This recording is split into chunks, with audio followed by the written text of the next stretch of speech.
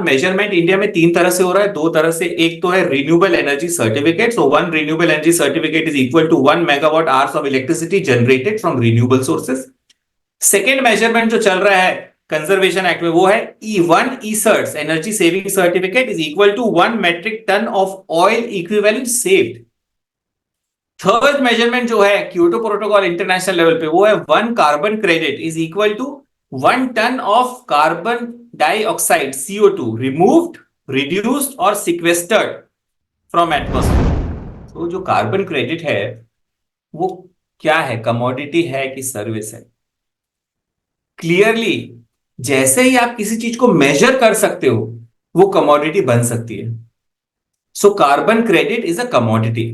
अब इश्यू ये आता है, how do you measure carbon credit, how do you measure energy efficiency और एनर्जी कंजर्वेशन, और कौन कौन से तरीके हैं मेजरमेंट करने के।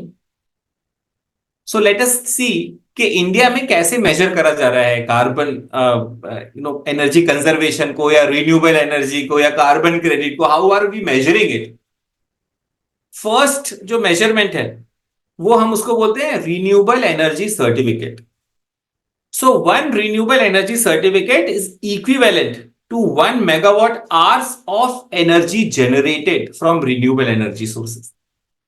1 megawatt hours of electricity generated from solar is one renewable energy certificate. आपको मिल जाएगा वो इलेक्ट्रिसिटी एक्ट में।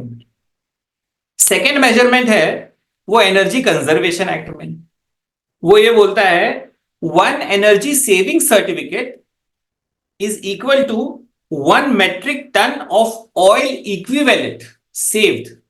If you have saved 1 metric ton of oil equivalent, you are eligible to get 1 energy saving certificates. In short form we call it ESCerts. लेकिन जो Kyoto protocol था international 1997 में जो sign हुआ था, इंडिया ने उसको जो रेटिफाई करा 2002 में करा रेटिफाई, उसकी मेजरमेंट अलग है। उसकी मेजरमेंट ये है कि 1 carbon credit is equal to 1 ton of CO2 removed, reduced और सिक्वेस्टर्ड। सिक्वेस्टर्ड मतलब एटमॉस्फेयर से आपने निकाल लिया उसको। ये है 1 कार्बन क्रेडिट। अब आप देख लीजिए कि तीनों all three are measurable, but उनके मेजरमेंट की तो सिस्टम अलग अलग है। अब चैलेंज ये है, जो भी आप क्वांटिफिकेशन कर रहे हैं it should be fungible. Fungible का मतलब होता है इंटरचेंजेबल। सो अगर एक कार्बन क्रेडिट इंडिया में प्रोड्यूस हो रहा है और एक कार्बन क्रेडिट यूरोप में प्रोड्यूस हो रहा है, so it should be fungible, आपस में एक्सचेंज हो सके। इसके लिए फंजेबिलिटी के लिए स्टडीज चल रही हैं, इसमें डिस्कशन चल रहा है, क्योंकि 2022 में ही हमारा अमेंडमेंट एक्ट आया हुआ है कार्बन क्रेडिट को लेकर के। And it will be tried कि किसी तरह से जो इंडिया का जो कार्बन मार्केट है इट शुड बी फंजेबल और interchangeable with the world carbon market, specially North America and Europe. So इन तीनों के अलावा अभी एक फोर्थ कॉन्सेप्ट भी है, इसको बोलते हैं green credit. Green credit is also work in progress. So green credit program implementation rules 2023 are there. For understanding more details with respect to green credit, you can see my video. There is separate video on green credit itself. If you see that video you will understand the green credit.